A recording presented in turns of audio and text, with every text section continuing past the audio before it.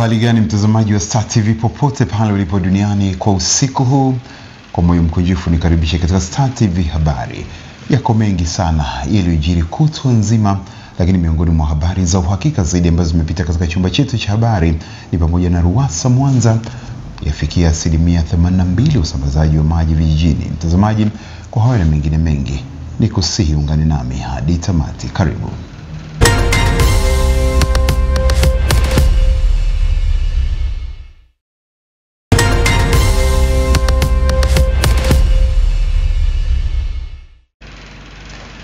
Mwenyeji wako kwa usiku huu ni mimi Charles Machugu, lakini tuanze na habari ambayo ni ya tanzia, ambapo watu watatu wakazi wa Mbokomu kule wilaya Moshi wamefariki dunia baada ya kuangukiwa na ukuta katika nyumba walizokuwa wakiishi kutokana na mvua zinazoendelea kunyesha mkoani humo. Mwanahabari wetu Diana Rose Charles na undani wa habari hii. Athari hizo zimejitokeza usiku wa kuamkia leo Mei 6, ambapo mbali na maafa hayo pia huduma za usafiri na usafirishaji zimekwama kwa muda wa masaa 6 katika barabara kuu ya Moshi Arusha, eneo la Kiboroloni, kutokana na magogo na tope kujaa katika barabara hiyo. Ilikuwa kwenye saa 7 usiku. Nikasikia makelele ya maji. Tukatoka nje, tukakutana na maji yanakuja kwa kasi sana, yenye matope, uchafu mwingi. Wiki 3 nyuma zilizopita daraja hili limeleta matatizo haya. Lilizuia magari ndani ya masaa karibuni 6 hivi. Hasa naona hii ya leo imekuwa kubwa kidogo. Kipenyo cha mto kimekuwa kidogo, maji yamekuwa mengi, yamebeba vibanda vya watu. Akizungumza na waandishi wa habari, mrakibu msaidizi kaimu kamanda wa jeshi la zimamoto na uokoaji mkoa wa Kilimanjaro Jeremia Mkomagi amesema jeshi hilo limeokoa watu 17 walionusurika katika mafuriko hayo. Juhudi za kuokoa tukazifanya wakati wa usiku na tulifanikiwa kuokoa watu 17 na kuwapeleka katika maeneo ambayo ni salama. Mkuu wa mkoa wa Kilimanjaro Nurdin Babu amefika eneo la tukio na kujionea hali halisi ya athari hizo, huku akisisitiza wakazi wa mkoa huo kuzidi kuchukua tahadhari katika nyakati za mvua zinazoendelea kunyesha. Haya ni mambo ambayo hayapangwi, sababu mvua haipangwi na kuja, na mvua tunaitaka, lakini sasa imekuja na madhara makubwa. Mpaka sasa kwa taarifa alizonipa kamanda nilizonazo kwamba tumepoteza wananchi wetu 3, kina mama 2 na mtoto mmoja. Wameangukiwa na nyumba huko juu Mbokomu kwa sababu ya kuta zile ambazo zilikuwa zimeroa sana, landslide yakaleta hayo maporomoko, na bahati mbaya tumewapoteza hao watu. Diana Rose Charles, Star TV, Kilimanjaro. Poleni kwa familia zote ambazo mmepoteza wapendwa wenu. Sasa tuangazie jijini Dar es Salaam, ambapo mahakama ya hakimu mkazi wa Kisutu imekubaliana na hoja za upande wa utetezi, na sasa shauri linalomkabili mwenyekiti wa Chadema Taifa Tundu Antipas Lissu halitoendeshwa kwa njia ya mtandao. Badala yake Lissu atafikishwa mahakamani. Hapo tupate taarifa zaidi. Maamuzi hayo ya mahakama yamekuja kufuatia mapingamizi yaliyokuwa yamewekwa na mawakili wa Lissu wakiongozwa na wakili Mpale Mpoki, ambapo pamoja na mambo mengine walipinga shauri la mteja wao kuendeshwa kwa njia ya mtandao. Katika maamuzi yake, mahakama imekubaliana na hoja za upande wa utetezi, na sasa shauri hilo litakuwa haliendeshwi tena kwa njia ya mtandao. Badala yake magereza na jamhuri kwa ujumla watalazimika kumfikisha moja kwa moja mahakamani mtuhumiwa pindi shauri hilo litakapotajwa. Maamuzi madogo yaliyotolewa na mahakama juu ya kesi na mkabili Tundu Lissu ni pamoja na kesi ya Lissu itaendeshwa kwenye mahakama ya wazi. Tundu Lissu aletwe mahakamani tarehe 19 mwezi wa 5, 2025. Watu wote wanaruhusiwa kuja ukumbi wa wazi wa mahakama. Watu waingie mahakamani kwa amani na kutunza amani nje na ndani ya mahakama, na linki itatumwa kwa wasio na uwezo wa kufika mahakamani. Uamuzi huo umetolewa na hakimu mkazi mkuu Godfrey Muhini kwenye shauri la kuchapisha taarifa za uongo mtandaoni, likiwa ni shauri la pili linalomkabili Lissu. Akizungumza na wanahabari, wakili Peter Kibatala ametoa wito pia kwa wananchi watakaohudhuria shauri hilo kuwa tulivu na kuhakikisha wanafuata miongozo ya mahakama. Waje kwa utulivu ili wasitoe kisingizio kwa mtu awaye yote, kwamba unaona sasa tulikuwa tunakwepa kitu kama hicho, kwa wajitahidi waje kwa wingi kadri busara nafasi inavyoelekeza, lakini watakapofika basi wajitahidi kubehave kama nilivyosema, ili wasituangushe sisi mawakili ambao tumefanya kazi ngumu kwenye mazingira magumu. Tundu Antipas Lissu atatakiwa aletwe na mkuu wa gereza la Ukonga, kwamba hakikisha kwamba analetwa hapa mahakamani siku ya tarehe 19. Umma unakaribishwa kuweza kusikiza kesi hii, lakini utatakiwa kuzingatia kwamba kesi lazima ukae kwa amani, unasikiza kesi kwa namna ya amani. Tasiwa katika koti namba 1 ya mahakama hii ya hakimu mkazi wa Dar es Salaam hapa Kisutu. Lissu anakabiliwa na mashtaka ya uhaini na uchochezi pamoja na madai ya kuchapisha taarifa za uongo mtandaoni. Angela Matayo, Star TV, Dar es Salaam.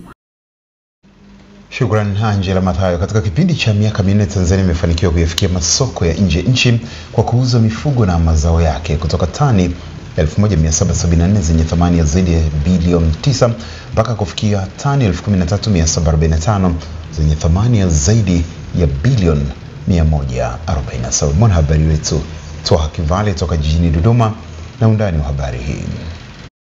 Waziri wa Mifugo na Uvuvi Dr. Ashantu Kijaji ameyasema hayo jijini Dodoma katika ukumbi wa idara ya habari Maelezo, wakati akizungumza na waandishi wa habari kuelezea mafanikio na utekelezaji wa wizara hiyo katika kipindi cha miaka 4 ya uongozi wa serikali ya awamu ya 6.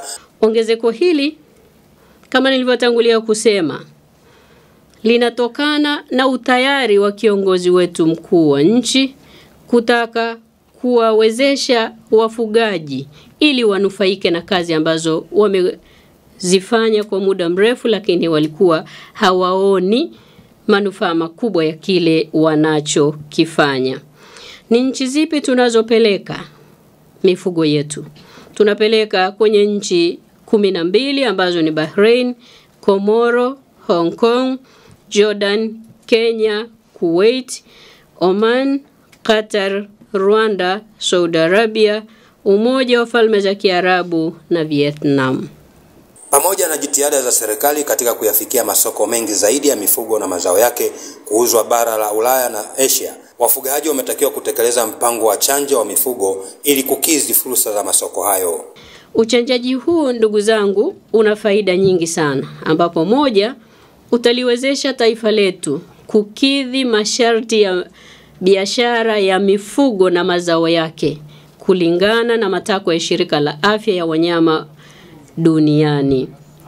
Lakini pia tunakwenda kukidhi matakwa ya Shirika la Kilimo na Chakula la Umoja wa Mataifa, na pia tunakwenda kukidhi matakwa ya Shirika la Biashara Duniani ambayo yanatutaka tuweze kuchanja mifugo yetu nchi nzima ili tuweze kuyafikia masoko haya dunia yote.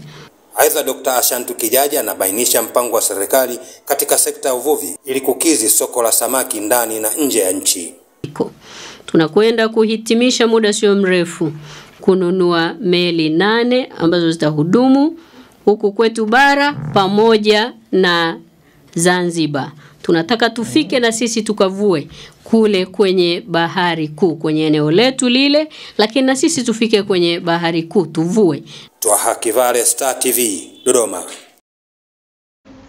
Tukitoka jijini Dodoma, tuangazie kule Morogoro ambapo jamii imetakiwa kutambua kuwa amani iliyodumu tangu kuasisiwa kwa taifa la Tanzania ndio msingi uliowezesha maendeleo yanayoonekana, akisisitizwa kila mmoja kuwa mstari wa mbele kujiepusha na viashiria vya uvunjifu wa amani, hasa kipindi hiki kuelekea uchaguzi mkuu. Taarifa zaidi na mwanahabari wetu Omar Hussein.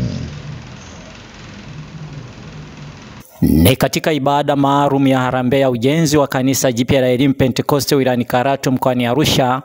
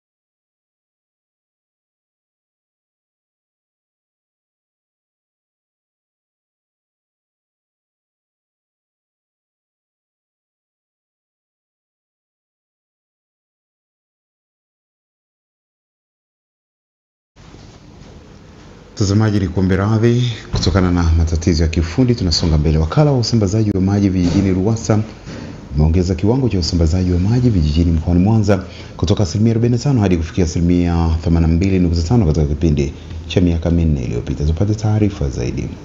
Mkuu wa mkoa wa Mwanza Saidi Mtanda amesema kuwa ongezeko hilo limefikiwa baada ya serikali kupitia wakala wa maji na usafi wa mazingira vijijini RUWASA kukamilisha utekelezaji wa miradi 70 ya maji. Nitumie fursa hii kumpongeza sana Rais wa Jamhuri ya Muungano wa Tanzania Dr. Samia Suluhu Hassan kwa sababu mkoa wa Mwanza katika kipindi cha mwaka 21 hadi 25 takriban miradi ya maji yenye thamani ya shilingi bilioni 108 imeweza kutekelezwa, na tulikuwa na upatikanaji wa maji vijijini kwa 45%. Sasa hivi tumeshafika 82.5% ya upatikanaji wa maji vijijini. Mtanda amebainisha hayo jijini Mwanza wakati wa kikao kazi cha watumishi wa RUWASA mkoa wa Mwanza kilichoambatana na utoaji wa vyeti kwa watumishi waliostaafu ikiwa ni kutambua mchango wao. Ilani ilikuwa inataka asilimia ya maji vijijini hadi 85%, kwa hiyo na sisi tuko 82% hadi kufikia kipindi cha mwezi wa 10 tutakuwa tumeshafikia hayo malengo, kwa sababu iko miradi ambayo inaendelea, na miradi hiyo 70 ikikamilika tutakuwa tumefika hatua kubwa zaidi na kuvuka malengo ya ilani ya uchaguzi. Meneja wa RUWASA mkoa wa Mwanza, Mhandisi Godfrey Sanga, amesema kuwa wakala huo unaendelea na utekelezaji wa zaidi ya miradi 50 ya maji safi kwenye wilaya za Misungwi, Sengerema, Kwimba, Magu na Ukerewe. Kila jimbo lilikuwa lichimbe visima 5 na tuna majimbo 7 kwa upande wa vijijini na visima 35 tumeshachimba, na vyote sasa hivi visima 28 vimeanza kutoa huduma ya maji.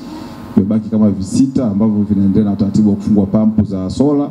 Kikao kazi cha watumishi wa RUWASA kinalenga kuweka mikakati ya namna ya kuimarisha utendaji wa kazi. Changamoto zipo ambazo wakati mwingine zinakuwa nje ya uwezo wetu, lakini changamoto ambazo tunaweza kuzitatua huwa tunatatua kwa pamoja. Kwa hiyo ni watumishi ambao huwa wanafanya kazi yao vizuri kwa kweli.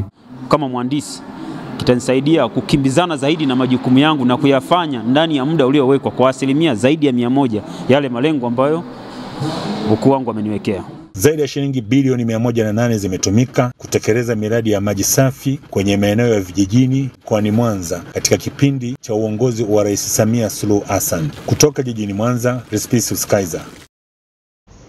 Asante Respicius Kaiser. Mkuu wa wilaya Tarime Meja Edward Kowele ametoa siku 14 kwa afisa ardhi na mkurugenzi wa halmashauri ya mji wa Tarime kutotoa hati ya mgogoro wa ardhi baina ya kanisa la Waadventista wa Sabato mtaa wa Sabasaba na wakazi wa eneo hilo. Taarifa kamili huyu hapa Frankius Cleophas. Mgogoro huo unatajwa kudumu takribani miaka 20 iliyopita. Hivyo mkuu wa wilaya Tarime anaamua kuingilia kati kwa lengo la kutatua mgogoro huo. Na maelekezo nimeshampa mkurugenzi na afisa ardhi wakakae ndani wachakate. Kwa sababu ndio waliopima, ndio walikuja kuwapimia hawa, ndio waliochukua hela kwenu, ndio waliochukua hela kwa hawa watu. Hakuna mwenye haki hapa mpaka sasa hivi. Haki zenu zote ziko kwangu. Na nimesema baada ya wiki 2 nitakuja kutoa mrejesho. Wananchi ambao ni wadai wa maeneo hayo wanaamua kuwasilisha vielezo mbele ya mkuu wa wilaya na kuomba kuingilia kati ili kuweza kutatua mgogoro huo. Ili eneo niliuziwa mwaka 1997. Yahusu kuuziana shamba. Mimi Emmanuel Mwita mwenye shamba lililoko katika eneo la Sabasaba kwenye ubalozi wa Amosi Marwa, kwa hiari yangu mimi mwenyewe nimemuuzia ndugu Clement Gabrieli mkazi wa Sabasaba kwa thamani ya shilingi 70,000 tu. Mheshimiwa mkuu wa wilaya, barua hiyo maana ya subdivision, wananchi hawa 9 unaowaona walifanya maana ya subdivision. Kwa maana halmashauri hii ya mji wa Tarime imelipwa pesa na wananchi hawa za upimaji kuanzia mwaka 2022. Akiwepo Mheshimiwa Makupe kama afisa ardhi. Ili mambo yaende uzuri, serikali na kanisa linataka kuunganisha wananchi. Ni ukweli kabisa, kwa sababu nini? Hawa wanathiminiwa na ardhi kwamba iko safi. lakini kumbe ardhi haijafanya chochote na wananchi wanaamini kabisa kwamba wamepimiwa. Aidha, kanisa la Waadventista wa Sabato wa mtaa wa Sabasaba haikuwa baada ya serikali kuagiza kulipwa fidia kwa baadhi ya wananchi waliokuwa wakiishi maeneo hayo, baadhi yao walikataa malipo hayo na ndipo mgogoro uliibuka mpaka sasa. Ofisi ya mkurugenzi mtendaji wilaya kupitia idara ya ardhi katika barua yake hiyo ya tarehe 4 mwezi wa kwanza mwaka 2000 ilitoa maelekezo juu ya kufidia wenye mali katika maeneo hayo katika ofisi ya dasi kwa ajili ya fidia, na kanisa kutekeleza maagizo hayo. Wananchi walikataa kuchukua fedha hiyo kwa madai ya kutoridhika na uthamini. Hapo ndipo mgogoro ulipoanzia. Nikiripoti kutoka Rwanda Tarime mkoani Mara, Francis Crefas, Star TV. Mtazamaji, naomba nirejee habari ile ambayo nilikujuza kwamba jamii imetakiwa kutambua kuwa amani iliyodumu tangu kuasisiwa kwa taifa la Tanzania ndio msingi uliowezesha maendeleo yanayoonekana, yakisisitizwa kila mmoja kwa mstari wa mbele kujiepusha na viashiria vya uvunjifu wa amani, hasa kipindi hiki cha kuelekea uchaguzi mkuu. Mwanahabari wetu Omar Hussein, taarifa yake iko tayari na hii hapa. Katibu wa halmashauri kuu ya CCM Taifa, itikadi, uenezi na mafunzo CPA Amos Makala ameeleza hayo akizungumza na viongozi na wanachama wa Chama cha Mapinduzi CCM mkoa wa Morogoro waliojitokeza kwenye mapokezi tayari kuanza ziara yake wilaya zote za mkoa wa Morogoro. Tuendelee kuhakikisha nchi yetu tunadumisha amani na utulivu. Asante baba. Bila amani hatuwezi kupata mafanikio, hatuwezi kufanya shughuli zetu. Nataka niwahakikishie nchi yetu ni tulivu chini ya jemedari ya amiri jeshi mkuu na rais wa Jamhuri ya Muungano Dr. Samia Suluhu Hassan. Amewataka pia wakazi wa Morogoro wakiwemo wanachama wa CCM kujiandaa kushiriki uchaguzi mkuu kupata viongozi wa wajibikaji. Kwa niaba ya Chama cha Mapinduzi, mimi ndio msemaji. CCM ipo tayari kwa uchaguzi ambao tunashiriki kwenda kushinda kwa kishindo. Baadhi yao viongozi na wanachama wa CCM kwani hapa wameeleza pia mtazamo wao maandalizi kuelekea uchaguzi mkuu. Uchaguzi unafanyika kwa amani na kwa utulivu, lakini kikubwa zaidi tupate wabunge na madiwani wanaotokana na Chama cha Mapinduzi. Chama cha Mapinduzi kina watu, kina maarifa, kina sera kuliko chama kingine chochote. Kwa hiyo msipoteze muda kuwasikiliza wale jamaa zangu. Kazi kubwa zimefanyika na utekelezaji wa ilani mkubwa umefanyika. Mfano rais wetu na rais wa mfano Afrika na duniani kote. Mama anapenda watu, mama mcha Mungu, mama mpenda maendeleo, mzalendo wa kweli katika nchi yetu ya Tanzania. Akiwa mkoani hapa, kiongozi huyo wa CCM Taifa amepanga kutembelea wilaya zote atakapofanya mikutano mikubwa kueleza shughuli zilizofanyika katika kipindi cha mwaka 2020-2025. Anapenda chama chake, huruma kampa Mungu. Kutoka hapa mkoani Morogoro, Omar Hussein, Star TV. Asante Omar Hussein. Wadau wa elimu nchini wametakiwa kuungana kwa pamoja katika kuwarejeshea tabasamu walimu ambao licha ya umuhimu wao katika jamii wamekuwa kukabiliwa na changamoto mbalimbali za kimaisha zinazokwamisha kufikia malengo makubwa. Mwanahabari wetu Beatrice Gerald na undani wa habari hii. Demi Hammond Foundation wanaguswa na maisha ya walimu na kuanzisha programu maalum ya kushika mkono ikihusisha walimu wastaafu wanaojitolea na waliopo kazini, kama anavyoeleza mkurugenzi wa taasisi hiyo Michael Nakuchima. Unapokuja kwenye matokeo ya kazi anayoifanya ndipo unapokuja kuona kwamba hajafanya vizuri, kwa sababu ukirudi nyuma kuna mambo mengi ambayo yanamfanya huyu mwalimu awe na msongo wa mawazo. Akizindua taasisi hiyo, mkuu wa idara ya sheria kutoka Chama cha Wafanyakazi wa Viwanda, Biashara, Taasisi za Fedha, Huduma na Ushauri Tanzania TWICO, Noel Nchimbi anatumia nafasi hiyo kuwataka walimu kujituma zaidi ili kuongeza tija. Matendo ya huruma, kwa maana anasaidia watu ambao wangeweza kuishi maisha magumu, na vile vile kuna wale kundi lile ambalo wengine wanastaafu lakini bado wana uwezo wa kufanya kazi. Nimefurahi kuona tunasema kustaafu sio dhambi. Hakuna sababu kubwa zaidi ya hiyo ambayo kimsingi imebeba mambo makuu mawili.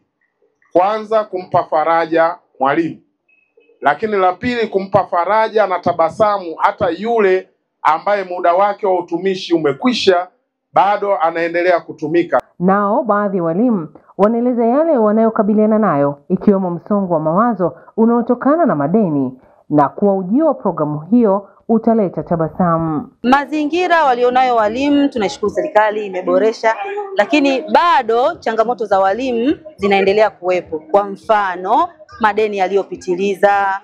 Watu wengi sana wamepitia mikononi mwao. Lakini pia tunaangazia walimu ambao wamemaliza vyuo lakini hawana ajira, wanajitolea. Kwa hiyo nao taona washika mkono, labda kuwapatia posho au wakati mwingine kuwapatia hata bima ya afya, ili hata anapofanya kazi ile hela ndogo anayolipwa hata akipata hitilafu ya kiafya ili bima imsaidie. Hadi sasa programu hiyo imefikia zaidi ya walimu 30 kutoka mikoa mbalimbali hapa nchini kwa kupatiwa huduma muhimu za kijamii pamoja na bima ya afya. Beatrice Gerard, Star TV, Singida. Asante Beatrice Gerard. Wakazi wa mtaa wa Swila jijini Mwanza wameungana pamoja na kusafisha barabara za mtaa huo ili kuondoa changamoto ya kuzunguka umbali mrefu kutokana na ubovu wa barabara za mtaa huo kwenda kituo kikuu cha mabasi Nyegezi. Mtaa wa Swila uliopo Nyegezi jijini Mwanza. Zoezi la usafishaji wa njia mtaa huu inaokusanya wakazi zaidi ya 100 kushiriki, ikielezwa changamoto ya umbali na barabara nyingine kutokuwa rafiki ndo sababu ya kusafisha njia hiyo. Kwa sababu hii barabara tulikuwa kama kwenye kisiwa. Kule haipitiki na huku haipitiki. Ina maana tulikuwa tumekaa kama kisiwani. Kwa hiyo kupitika kwa barabara hii itatuletea maendeleo, yani chetu ya maendeleo kwa eneo letu la mtaa wa Swila. Gari la zimamoto likija hamna pa kupitia, lakini sasa hivi kupatikana kwa barabara hii, kwa kweli tunashukuru sana uongozi wa serikali ya mtaa na wananchi kwa pamoja. Hata sasa hivi moto ukitokea ni rahisi, gari linapita moja kwa moja kwenda sehemu ambapo tukio limetokea. Katikati barabara limechimbwa mpaka wengine tunadumkia kwenye mashimo yale, mwingine alishakufa. Ndio maana mpaka hapa tumeamua kwamba tulivyoona kwamba wananchi wameamua kusimama kutengeneza barabara. Awali walipata changamoto ya kutoruhusiwa na mwenye eneo akidai si njia halali na kusababisha serikali ya mtaa Swila kurudi kwenye ramani na baadaye kukiri ni njia sahihi ya mtaa huo. Na wananchi wanafahamu kipindi cha mradi wa upimaji shirikishi, kuna baadhi ya wajumbe wako hapa walikuwa kwenye kamati ya upimaji shirikishi na utatuzi wa migogoro. Huyu mama alikuwepo na hata nyumba yake hiyo unaona hiyo hapo ndogo hapo alilizia ibomolewe tutakapopitisha barabara.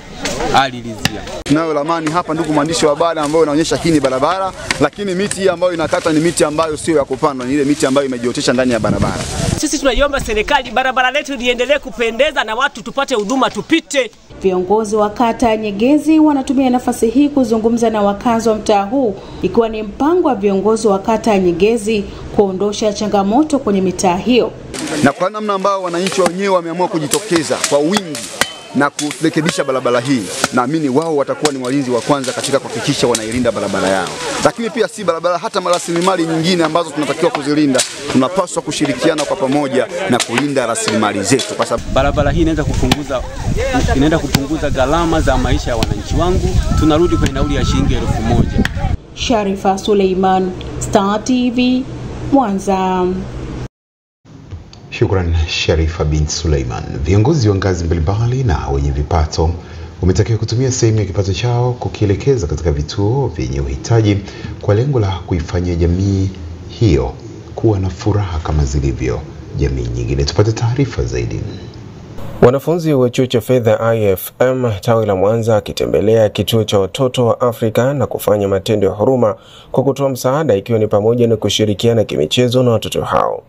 Mwenyekiti wa kamati ya wanafunzi wa chuo cha fedha IFM tawi la Mwanza, Michael Pamba, anasema jamii yenye uhitaji inahitaji kushikwa mkono na waliojaliwa kipato kwa lengo la kuepuka changamoto zinazowakabili. Kwa mahali hapa tumeona wana mashida ya mabweni hayatoshi. Kwa hiyo kama jamii inayozunguka mahali hapa au jamii ya Kiafrika, jamii ya Tanzania inabidi tuzingatie katika hili jambo, tuzingatie katika kukiendeleza hiki kizazi, tuzingatie katika kuwasupport, maana ndo taifa la kesho. Baadhi ya viongozi wa kituo cha Mtoto wa Afrika wanasema mioyo yao imejaa tabasamu kuona wanafunzi wa IFM tawi la Mwanza wamewiwa na kutoa msaada kwa watoto. Wameiomba serikali kuweka mazingira rafiki yatakayowezesha kupata misaada isiyo na masharti, ikiwa ni pamoja na kuendeleza kielimu. Kwa wanachuo wa IFM waliofika mahali hapa kwa ajili ya kuja kuwaona watoto wa makao ya watoto wa Afrika, Mungu awabariki sana na uongozi wote wa chuo kwa kile walichokifanya ni kikubwa sana. Mungu aendelee kuwabariki na Mungu aendelee kuwazidishia pale walipotoa. Serikali tunamuomba mama yetu Samia kwa huruma zako mfike mtutembelee. Kituo chetu kipo Mwanza, vipo vituo vingi, lakini tunakuomba sisi kama watoto wa Afrika ufike kwenye kituo chetu tutembelee. Kwa hiyo tuko tunaomba kama kuna uwezekano tupate kuongezewa vitanda kwa watoto na pia na magodoro. Changamoto nyingine ambayo ningezungumzia hapo ni kwenye upande wa chakula. Baadhi ya viongozi wa chuo cha IFM wanaiomba jamii iwe na tabia kujitoa na kusaidia watoto wasiojiweza wanaohitaji misaada. Ni ushauri wetu kwa watu wengine, watu wanafunzi kama sisi, watu wengine wa kawaida, kuwakumbuka maana wanahitaji mchango wetu na wanahitaji faraja kutoka kwetu. Wito wangu kwa jamii kwamba tusijitenge, tusijione kwamba sisi sio pati ya hawa watoto. Isiwe tu kwenye taasisi, isiwe tu kwenye makampuni, bali hata kwa mtu mmoja mmoja. Huu ni mwaka wa 4 kwa wanafunzi wa chuo cha fedha IFM tawi la Mwanza kutoa misaada kwa jamii yenye uhitaji na hivyo kutimiza maelekezo ya vitabu vitakatifu juu ya kuisaidia jamii inayohitaji misaada.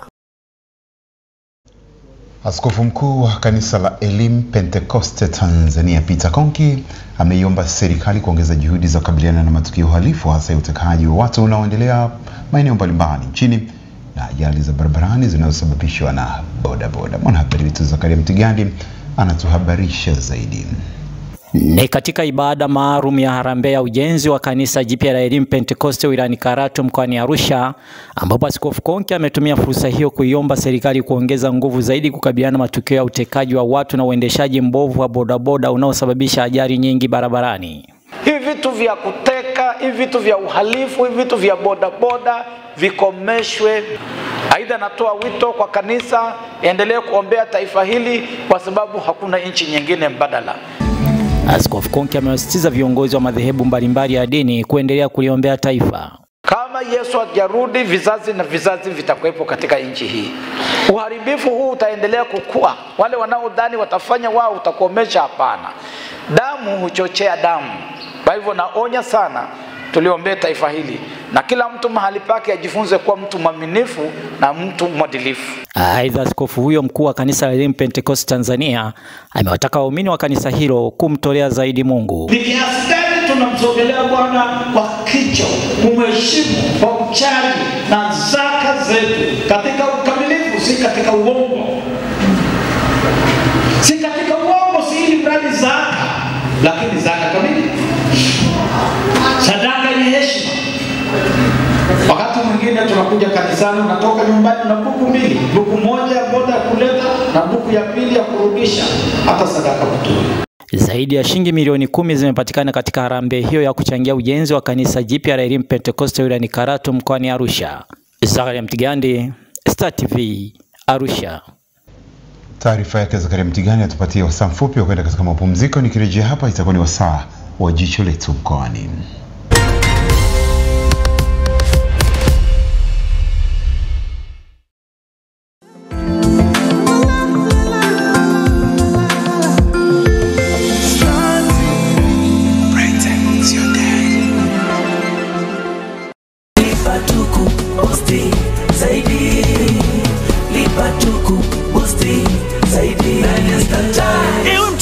Wanikolea Star Times kwa antena. Ukilipia nyota kwa shilingi 11,000 kwa mwezi, tutakuboost kwenda Mambo, na ukilipia Mambo kwa shilingi 17,000 kwa mwezi, tutakuboost kwenda Uhuru mwezi mzima. Huku wale watakaolipia Uhuru kwa shilingi 23,000 kwa mwezi watapata ofa ya siku 5 zaidi bure. Huku kwa wateja wa kisimbuzi cha Dish, ukilipia nyota kwa shilingi 11,500 kwa mwezi, tutakuboost kwenda Smart, na ukilipia Smart kwa shilingi 23,000 kwa mwezi, kwenda Super kwa mwezi. huku wale watakaolipia super 38,000 kwa mwezi watapata ofa ya siku 5 zaidi bure kabisa. Jiunge na Star Times kwa bei ya punguzo, upate dekoda ya antena pekee kwa shilingi 25,000 tu, au dekoda ya dish full set kwa shilingi 56,000 tu, huku ukilipia kifurushi chochote ukipendacho kwa mwezi, nasi tutakuboost hadi kifurushi cha juu yake kwa mwezi mzima bure.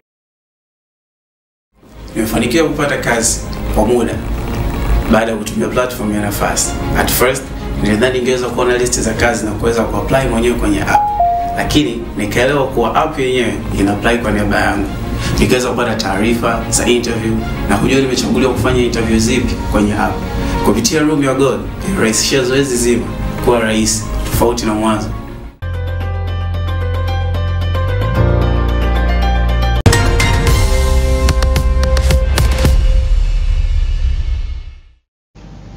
Wananchi wametakiwa kushirikiana na serikali katika kulinda na kutunza maeneo ya hifadhi za taifa na kudhibiti uvamizi wa maeneo hayo ili yaendelee kuwa na vivutio bora kwa watalii na kukuza pato la taifa kupitia sekta ya utalii. Mwanahabari wetu Emmanuel Makuliga, taarifa yake inasomwa hapa studio. Wito huu umetolewa na mkuu wa mkoa wa Mara, Kanali Evans Mtambi, katika kilele cha maadhimisho ya siku ya urithi wa dunia kitaifa yaliyofanyika Mugumu, wilaya ya Serengeti, mkoa wa Mara. Mtambi amesema ni muhimu mamlaka za hifadhi za taifa kujenga mahusiano mazuri na jamii zinazozunguka maeneo hayo ili kuondoa migogoro ya wanyama na wananchi. Mtumie mbinu ya ulinzi shirikishi, mtoe elimu, muwafanye wananchi hawa sehemu ya walinzi wa maeneo haya. Ni Watanzania wote tunaopaswa kuyalinda. Aidha, naomba nitumie pia nafasi hii kutoa rai kwa wananchi wote wanaopakana na maeneo ya hifadhi.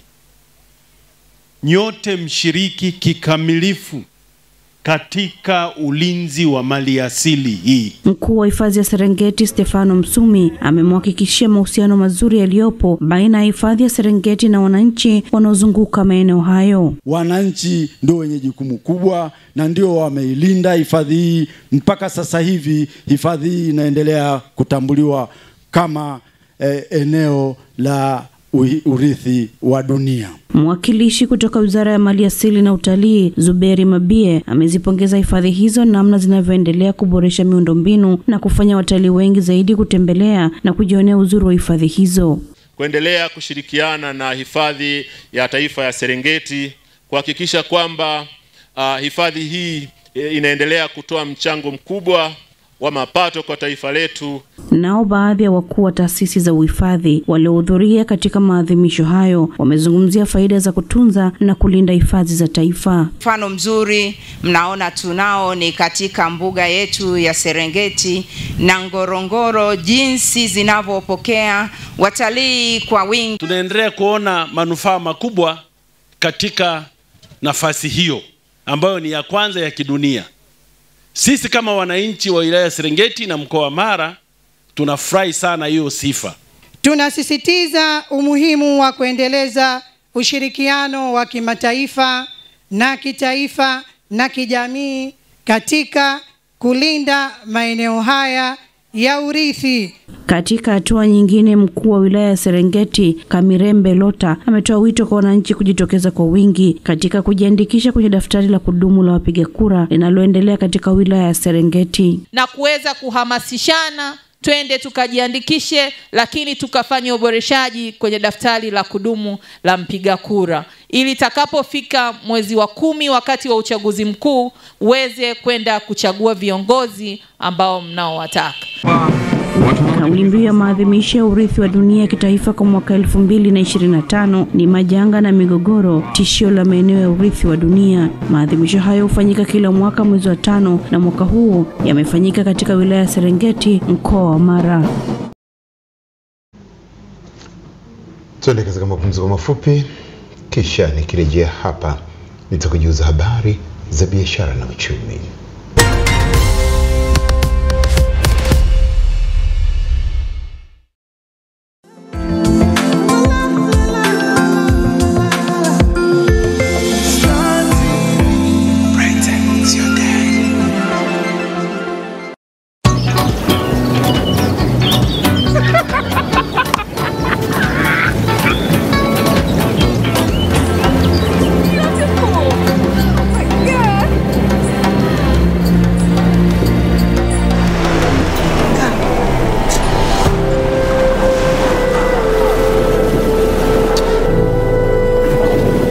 ufalme wetu haukaukiwi. Hapa show mbili mpya, huku tamthilia endelevu. Hapa vicheko na kule madrama kama yote ndani ya Maisha Magic Bongo. Dada, umekanyaga waya.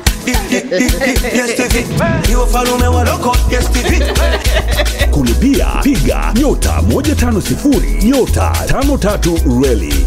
Wafalme wa Loko, usikanyage waya.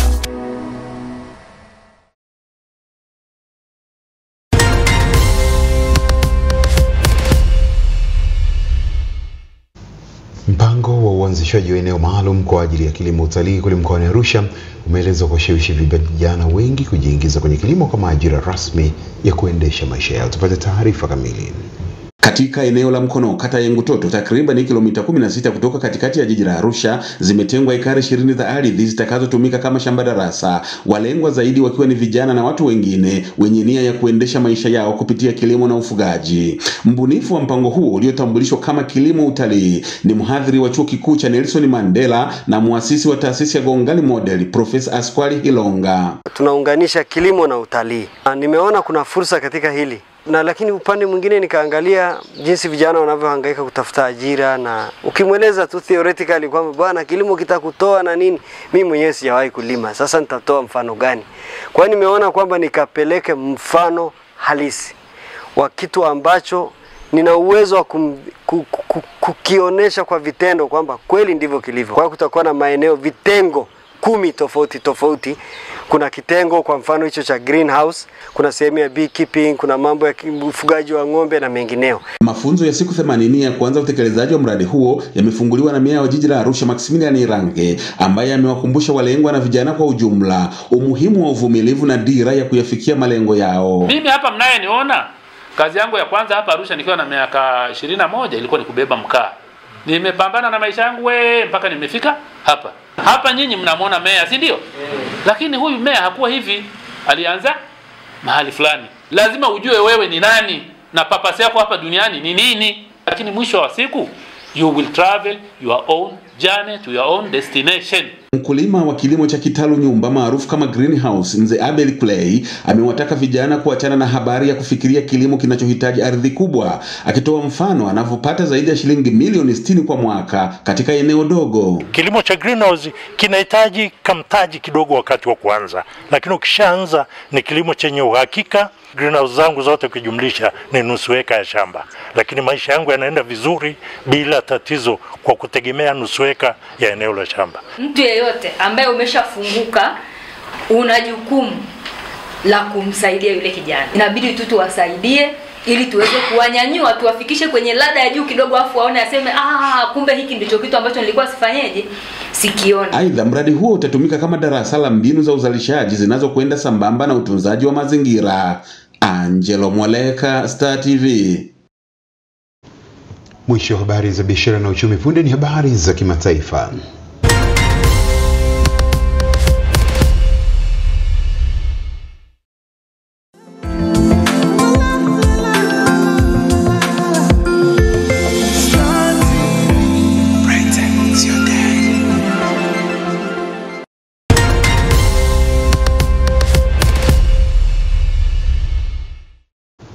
Rais wa Marekani Donald J. Trump anataka kulifungua tena gereza la shirikisho ambalo limefungwa zaidi ya miaka 60 iliyopita, ingawa bado kuna vikwazo vingi kabla ya gereza hilo lililoko kisiwani kuanza kuwekwa wafungwa wowote. Mara kadhaa watalii huchukua usafiri wa majini na kwenda kutembelea kisiwa cha Alcatraz ambacho ni mojawapo ya vivutio maarufu vya watalii wa San Francisco. Kina gereza la kihistoria ambalo huwekwa wahalifu sugu wakiwa chini ya ulinzi mkali.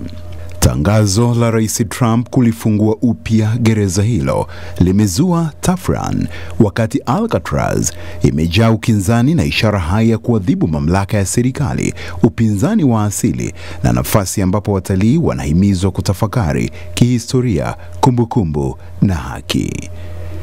Gereza hili la zamani kwa sasa ni jumba la makumbusho linaloendeshwa na huduma ya hifadhi ya kitaifa na ni mojawapo ya vivutio maarufu vya watalii vya San Francisco, likiwa na wageni kiasi cha milioni 1.4 kwa mwaka. Maafisa wa jimbo la California wameliita wazo la kufungua tena gereza hilo ambalo limefungwa tangu miaka 1960 ni kero ya kipuuzi na isiyowezekana ya kisiasa. Tukiangazia ukanda wa Gaza, Waziri Mkuu wa Israel Benjamin Netanyahu ametangaza operesheni kali ya kuwashinda Hamas ambayo itahusisha nchi yake kukalia kwa mabavu ukanda wote wa Gaza. Netanyahu ametoa kauli hii baada ya baraza la mawaziri la usalama kuidhinisha mpango wa kijeshi utakaowaondoa Palestina wote katika ukanda wa Gaza. Waziri Mkuu Benjamin Netanyahu amesema operesheni mpya itakuwa kubwa na Wapalestina watahamishwa. Uongozi wa jeshi la Israel umewaita maelfu ya wanajeshi wa akiba kujiunga na mpango huo mpya ambao maafisa wa Israel wamesema unalenga kuisaidia nchi hiyo kufanikisha malengo yake ya kivita ya kuwashinda Hamas na kuwakomboa mateka wanaoshikiliwa Gaza. Wakati huo huo, mamia ya watu wamekusanyika nje ya bunge la Knesset na kuandamana dhidi ya Waziri Mkuu Benjamin Netanyahu pamoja na serikali yake na kutoa wito wa makubaliano ya kuachiliwa kwa mateka wanaoshikiliwa huko Gaza. Kwingineko, milipuko mingi imesikika na moto mkubwa umeonekana katika bandari ya Sudan, ingawa maeneo na visababishi havikuwa wazi, wakati vita vya wenyewe kwa wenyewe nchini humo vinaendelea kutikisa mji huo ambapo hapo awali ulitulia kwa siku 3. Moshi mweusi uliokuwa umetanda hewani umeonekana ukitokea karibu na bandari kuu ya bahari ya nchi hiyo katika jiji hilo ambapo mamia kwa maelfu ya watu walikimbia makazi yao wametafuta hifadhi. Inasadikiwa bomu hilo limeipiga hoteli iliyoko karibu na majengo ya serikali, ikiwa ni pamoja na nyumba ya wageni ya rais ambapo mkuu wa jeshi la Sudan Abdel Fattah al-Burhan anapokea wageni na ofisi zake. Vita kati ya jeshi na RSF ikumbukwe vilianza Aprili 2023, vilichochewa na mzozo juu ya mpito wa serikali ya kiraia. Mzozo huo umewakosesha makazi zaidi ya watu milioni 12 nchini humo na kusababisha nusu ya watu kukabiliwa na njaa kali, kwa mujibu wa taarifa ya Umoja wa Mataifa. Na sasa tuweke nukta kubwa katika habari hii.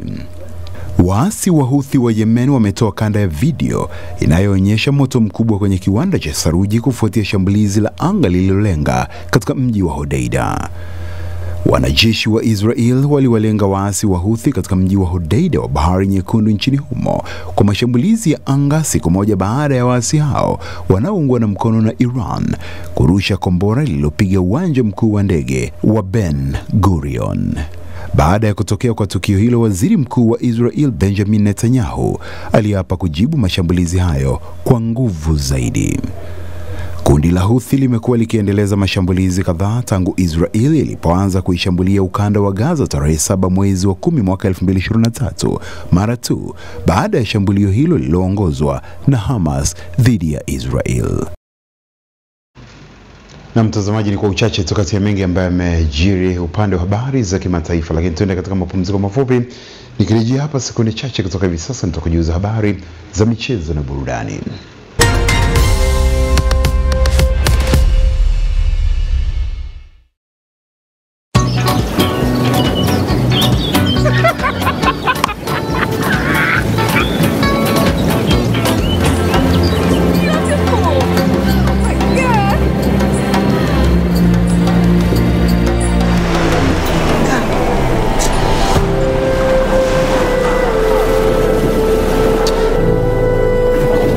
Ufalme wetu haukaukiwi. Hapa show 2 mpya, huku tamthilia endelevu. Hapa vicheko na kule madrama kama yote ndani ya Maisha Magic Bongo.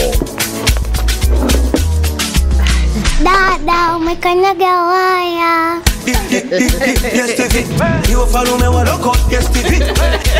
Kulipia piga *150 *53 reli. Wafalme wa loko, usikanyage waya.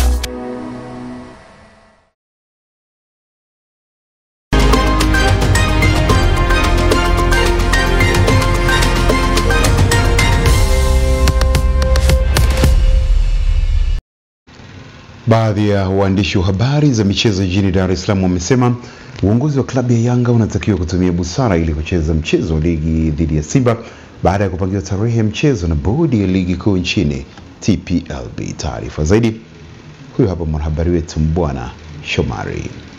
Awali mchezo huu ulipangwa kucheza Machi 8 mwaka huu kwenye uwanja Benjamin Mkapa jijini Dar es Salaam na baadaye kuahirishwa baada ya klabu ya Simba kuzuiwa kufanya mazoezi siku moja kabla ya mchezo kwa mujibu wa kanuni za usimamizi na uendeshaji wa ligi ili kupisha vyombo vya usalama kufanya uchunguzi. Baadhi ya waandishi waliojikita na waandishi wa habari za michezo wamesema kuchezwa kwa mchezo huu utazidi kulitangaza na kuletea sifa taifa na uongozi wa klabu ya Yanga kuonyesha ukomavu kwenye mchezo huo wa soka. Unasema labda Simba anapendelewa. Simba hajapewa alama 3. Kwa hiyo maana yake ukirudi uwanjani mnaenda kuzipigania fair. Na Simba anataka kuchezwa. Watu wametumia fedha gharama kubwa, alafu unakuja kuahirisha mechi bila sababu za msingi. Mimi binafsi ungane na hiyo issue. Wakaamini kwamba kikosi chao kimejitosheleza. Kwa hiyo mimi nakusema kwamba Yanga tu wacheze hiyo mechi. Wengine wamesema uzingativu wa sheria na kanuni za ligi utachagiza viongozi wa klabu kuheshimu mamlaka za soka. Natamani kuona msimamo wa Yanga utabaki kiasi gani ili kuweza kuona mamlaka za mpira lakini pia na wanachama wake wanaweza kufuata kanuni ambazo zimewekwa. Ili ligi ikamilike ni lazima watu tuweze kushuhudia ile Kariakoo Derby. Unajua mechi 30 lazima zichezwe. Kuna kitu ambacho vilabu vyetu vikubwa inabidi vijue kwamba vinatazamwa na vilabu ambavyo vinakuja hivi sasa vinachipukia. Kwa mujibu wa ratiba iliyotolewa na bodi ya ligi, mchezo huo utachezwa Juni 15 mwaka huu jijini Dar es Salaam katika uwanja Benjamin Mkapa, huku uongozi wa klabu ya Yanga Jumatatu wiki hii ukitoa taarifa kwa umma kupitia mitandao yao ya kijamii kueleza kutocheza mchezo huo kwa kukosa imani na viongozi wa ligi. Mbwana Shomari, Star TV, Dar es Salaam. Asante Bwana Shomari. Katibu wa chama cha mchezo wa kikapu mkoa wa Dar es Salaam BD Mpoki Mwakipeke amesema wanakabiliwa na upungufu wa viwanja vyenye uwezo wa kucheza ligi mkoa huo inayotarajiwa kuanza kutimua vumbi Mei 10 mwaka huu kwenye uwanja wa Don Bosco ulioko Upanga jijini Dar es Salaam. Tupate taarifa zaidi. Utiaji saini wa mkataba wa udhamini wa ligi hiyo ya mkoa na kampuni ya kubashiri matokeo michezoni ya BetPawa wenye thamani zaidi ya shilingi milioni 639 ukifanyika jijini Dar es Salaam. Mpoke amesema uongozi wake unafanya jitihada mbalimbali za kutafuta wadhamini na wafadhili watakaojenga na kukarabati viwanja vilivyopo kwa lengo la kuongeza idadi ya viwanja vitakavyochezwa ligi hiyo. Kwa hiyo ni kweli ni sehemu ambayo mikakati ya chama na tumeshaongea na wenzetu wa BetPawa kuhusu uwezekano wa kupata uwanja wetu wenyewe wa sponsor. Na sio tu BetPawa, tukaunga nguvu na partners wengine wakachip in tuweze kupata uwanja ili tuweze kuutumia kwa mashindano muda wote na wakati wote bila kuingiliana na ratiba nyingine za matukio. Mkuu wa kitengo cha maendeleo ya michezo na urejeshaji kwa jamii wa kampuni hiyo Raquel Pigio amesema udhamini unaofanywa na klabu tofauti umekuwa unufaishi wachezaji moja kwa moja kutokana na fedha hizo kuingia kwenye uendeshaji wa shughuli za timu. Siku zote tunaamini kwenye vipaji na ndoto. Ushirikiano huu ni imani yetu kubwa kwa vipaji vya Tanzania na huu ni mwanzo tu. Kwa wachezaji msimame imara kwani taifa linawategemea na mashabiki pia wajitokeze viwanjani. Ushabiki wenu utazidi kuikuza ligi hii. Kocha wa timu ya mchengo wa Quincy Mariam Kiwelo amesema kuanza kupewa motisha wachezaji kulingana na kiwango chake kwenye mechi itaongeza hali ya ushindani kwenye timu. Ligi ilikuwa competitive, watu wakacheza kwa nguvu na kujituma. Kwa hiyo timu nyingi zitakuwa zina competition, wachezaji watakuwa ni wazuri, watacheza vizuri. Ligi ya kikapu mkoa wa Dar es Salaam itafunguliwa hiyo Mei 10 mwaka huu kwa JKT kucheza na Tusaide kwa upande wa wanaume, wakati kwa timu za wanawake DB Lions dhidi ya vijana Quincy, ambapo michezo yote hiyo itachezwa kwenye viwanja vya Don Bosco Upanga jijini Dar es Salaam. Mbwana Shomari, Star TV, Dar es Salaam. Uongozi unaoratibu mapambano ya ngumi za kulipwa nchini umesema kuongezeka kwa hamasa kwenye mchezo huo kumechangia morali kwa mabondia wengi kupanda ulingoni na kuzichapa kwa ari ya kushinda mapambano kwa lengo la kuiletea sifa taifa. Bwana Shomari anarejea tena hapa kutujuza ndani ya habari hii. Ni katika kuelekea msimu wa 4 wa mapambano ya knockout ya mama tukomkutanisha bingwa mkanda wa WBO bondia wa ngumi za kulipwa nchini Yohana Mchanja dhidi ya bondia Filimoni Ngutinai wa Namibia, pambano litakofanyika Mei 24 mwaka huu jijini Dar es Salaam. Mratibu wa pambano hilo Ali Zayumba amesema uwepo wa knockout ya mama kumewafanya mabondia wengi kufanya mazoezi kwa nguvu kwa lengo la kushinda mapambano yao kitaifa na kimataifa. Faida ni kubwa sana. Unajua jambo ambalo tayari Mheshimiwa Rais ametia mkono wake, brother, si jambo dogo, ni jambo kubwa sana. Limeleta hamasa kubwa sana kwa vijana ambao pengine walikuwa hawana mawazo kuingia kwenye boxing. Tayari vijana naona wengi wamerudi kwenye camp na kuanza mazoezi. Mama ametoa fursa kubwa sana sasa hivi. Mama ametoa knockout ya mama. Unaposhinda mpinzani kwa knockout, Mheshimiwa Rais anakupa milioni 10, lakini ukimpiga kwa point unapata milioni 5. Brother, sio jambo dogo. Zayumba amesema taratibu zote za mapambano zimekamilika, ikiwemo mabondia yao kusaini mikataba yao kupigana, huku bondia Yohana Mchanja akiweka kambi yake ya mazoezi mkoa wa Pwani kujiandaa na pambano hilo.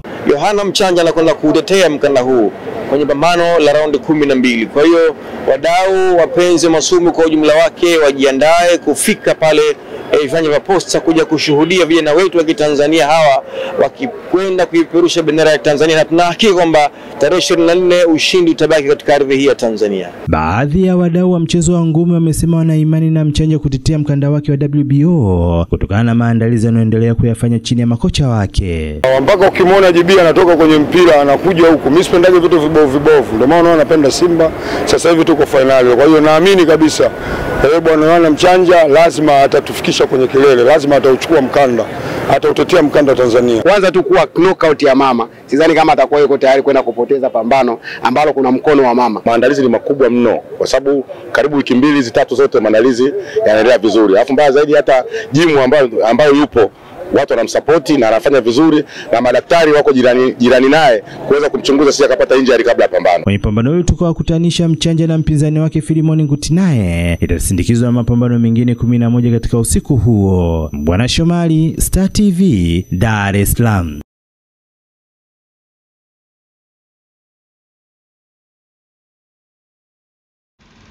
Shukrani Bwana Shomari. Namba sasa tujiunge na Abdullah Kilatu upande wa habari za michezo kimataifa.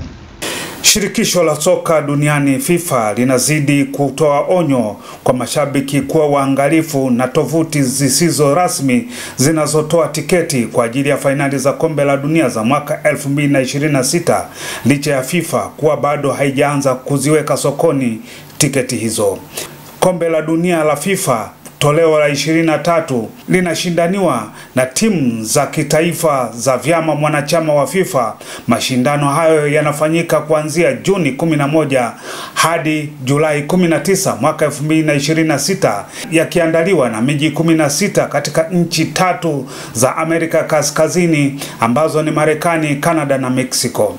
Wasiwasi uliotolewa na timu ya Chelsea the Blues ya England na mashabiki wa soka kuhusu mwenyekiti wao Todd Bowley kuwa mwekezaji na mkurugenzi wa kampuni ya VVD, huku wakiuza tiketi za mechi za Stamford Bridge yenye uwezo wa tiketi 40,341 huko jijini London kwa bei ya juu. FIFA inahimiza shabiki yoyote atakayetaka kununua tiketi za fainali za kombe la dunia za mwaka 2026 kuwa na tahadhari na uangalifu na tovuti zisizo rasmi za FIFA ambazo zinadai kuwa zinauza tiketi kutoka vyanzo rasmi na halali vya FIFA, jambo ambalo si la kweli. Kocha mkuu wa timu ya taifa ya England Thomas Tuchel anakabiliwa na mkanganyiko wa kuachia wachezaji wake wa timu ya taifa mwezi ujao kabla ya kombe la dunia kwa vilabu huko Marekani. Kikosi chake kimepangwa kucheza michezo miwili Juni mwaka huu, ikiwa ni mechi za kufuzu kucheza fainali za kombe la dunia dhidi ya Andorra mjini Barcelona Juni 7, kabla ya mechi ya kirafiki dhidi ya Senegal kwenye uwanja wa Nottingham Forest siku 3 baadaye kwenye uwanja wa City Ground. Wachezaji kutoka timu za Manchester City, Chelsea, Bayern Munich, Real Madrid na Atletico Madrid ambao wote wanashiriki mechi za ufunguzi wa michuano ya kombe la dunia kwa vilabu, na wote wanaweza kuchaguliwa katika kikosi cha kocha Tuchel. Katika mkutano wake wa kwanza na waandishi wa habari tangu kuteuliwa kwa mrithi wa Gareth Southgate, Tuchel aliwaambia wachezaji kuwa na muda mfupi wa kufanya kazi pamoja baada ya fainali za kombe la dunia za mwaka 2026. Uamuzi wa Tuchel na chama cha soka cha England FA juu ya kuachia wachezaji unaweza kuathiri takribani wachezaji 12. Mcheza tennis Jannik Sinner amesema ni habari njema kwake kutokosa mashindano yoyote ya Grand Slam wakati wa marufuku yake ya kutumikia miezi mitatu aliyofungiwa baada ya kutumia dawa za kusisimua misuli. Sinner anayeshika nafasi ya kwanza kwa ubora wa mchezo huo duniani alikubaliana kufungiwa kulikofanyika Februari mwaka huu baada ya kufikia suluhu na wakala wa kupambana na dawa za kuongeza nguvu michezoni WADA kuhusu vipimo vyake viwili vya mwaka jana. Adhabu yake imefikia tamati usiku wa manane Jumapili, ikimaanisha kuwa anaweza kushiriki mashindano yake ya nyumbani ya Italian Open huko Roma wiki hii. Hitimisho la michezo na burudani ni kibwagizo. Pini ya kubania karatasi yasababisha maumivu kwa jamaa kwa kubana ukucha badala ya karatasi.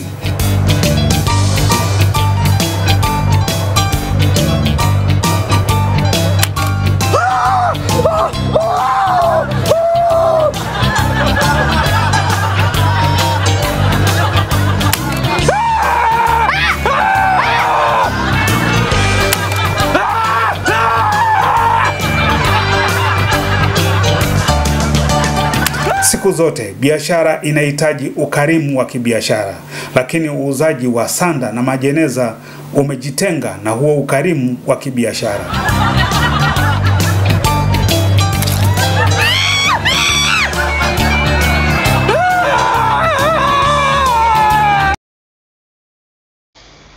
Ni hayo tu mtazamaji kwa sasa. Kwa niaba ya wale wote ambao wamefanikisha Star TV habari kwa usiku huu, mwenyeji wako ni mimi Charles Machugu. Asante na kwaheri kwa sasa.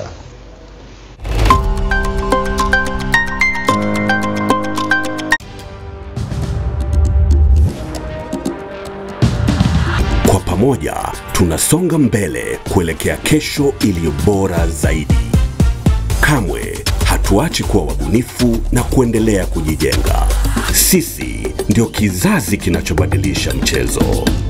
Kila tunapounganishwa, fursa mpya zinafunguka. Tunatengeneza kesho yetu kwa kufuata matakwa yetu wenyewe. Tuna uhuru wa kubuni na tuna uhuru wa kujieleza.